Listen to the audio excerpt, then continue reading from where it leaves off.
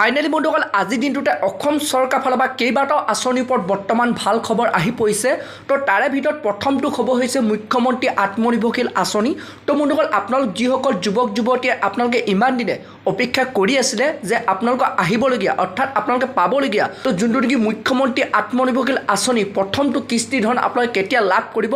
তো বৰ্তমান চৰকাৰ ফালৰ পৰা সেই ফাইনেল ডেটটো ঘোষণা কৰা হৈছে। তো বন্ধুসকল যোনটো নেকি বৰ্তমান মুখ্যমন্ত্ৰী ডাঙৰীয়াই ঘোষণা কৰিছে। তো বন্ধুসকল আপোনালোকে এই মাহৰ অৰ্থাৎ এই চলিত মাহৰ আপোনালোকে 25 তাৰিখে ডিচেম্বৰ 25 তাৰিখে আপোনালোকে মুখ্যমন্ত্ৰী আত্মনিৰ্ভৰশীল আঁচনি প্ৰথমটো কিস্তি ধন আপোনালোকে লাভ কৰিব। তো বন্ধুসকল ইয়াৰে লগতে মুখ্যমন্ত্ৰী ডাঙৰীয়াই আৰু এটা ঘোষণা কৰিছে। তো যিসকল পুৰণা যুৱক যুৱতীয়ে আপোনালোকে প্ৰায় আগতে 1 লাখ টকাকৈ লাভ কৰিছিলে তো সেইসকল যুৱক যুৱতীয়ে আপোনালোকে এইবাৰ মুখ্যমন্ত্ৰী আত্মনিৰ্ভৰশীল আঁচনি টকা আপোনালোকে লাভ কৰিব। অৰ্থাৎ নতুন পুৰণা সকলো যুৱক যুৱতীয়ে আপোনালোকে তো বন্ধুসকল আপোনালোকে এই ডিচেম্বৰ মাহতে মুখ্যমন্ত্ৰী আত্মনিৰ্ভৰশীল আঁচনি প্ৰথমটো কিস্তি ধন আপোনালোকে লাভ কৰিব।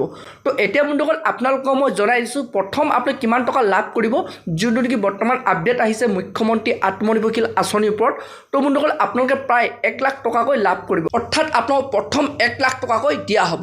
এতিয়া বন্ধুসকল আপোনালোকক মই নেক্সটটো খবৰ জনাই আছোঁ যোনটো নেকি বৰ্তমান PM কিষাণৰ ওপৰত আহি পৰিছে। তো বন্ধুসকল আপোনালোক যিসকল PM কিষাণৰ হিতাধিকাৰী আছে তো যিসকলে আপোনালোকে ইমান দিনে PM কিষাণৰ টকা লাভ কৰি আহিছিলে তো বন্ধুসকল আপোনালোকে কিন্তু এইবাৰ PM কিষাণৰ টকা লাভ কৰিব হ'লে তো আপোনালোকে কেইটামান কাম কৰিব লাগিব।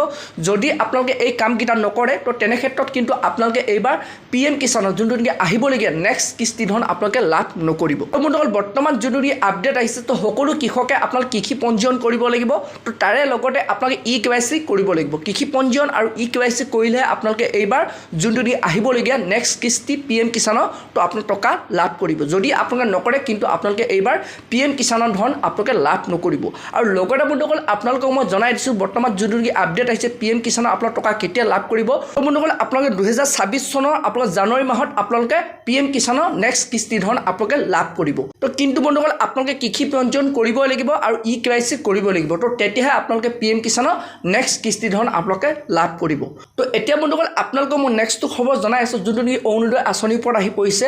তো বন্ধুসকল আপোনালোক যিসকল মহিলাই আপোনালোকে অৰুণোদয় আঁচনি টকা ইমান দিনে লাভ কৰি আহিছিলে আৰু যিসকল মহিলা আপোনালোকে এপ্লাই কৰি থৈছে কিন্তু আপোনালোকে এতিয়ালৈকে অৰুণোদয় আঁচনি টকা লাভ কৰা নাই তো সেইসকল মহিলাৰ কাৰণে বৰ্তমান ভাল খবৰ আহি পৰিছে।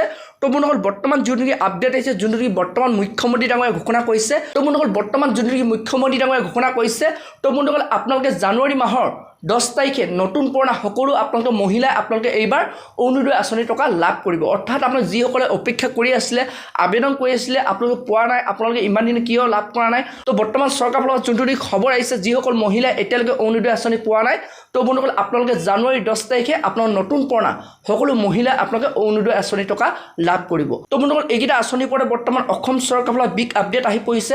আৰু যেতিয়া বন্ধুসকল এনেধৰণৰ খবৰ বা এনেধৰণৰ ইনফৰ্মেশ্যন আহে প্ৰথমে যদি আপোনালোকে সেই ভিডিঅ'টো লাভ কৰিব বিচাৰে চেনেলটো লাইক এটা কৰি দিব পাৰিলে ছাবস্ক্ৰাইব কৰি দিব লগতে আপোনালোকে বেল আইকনটো অন কৰি দিব। তো যেতিয়া এনেধৰণৰ খবৰ বা নতুন ইনফৰ্মেশ্যন আহে তো প্ৰথমে আপোনালোকে সেই ভিডিঅ'টো লাভ কৰিব পাৰিব।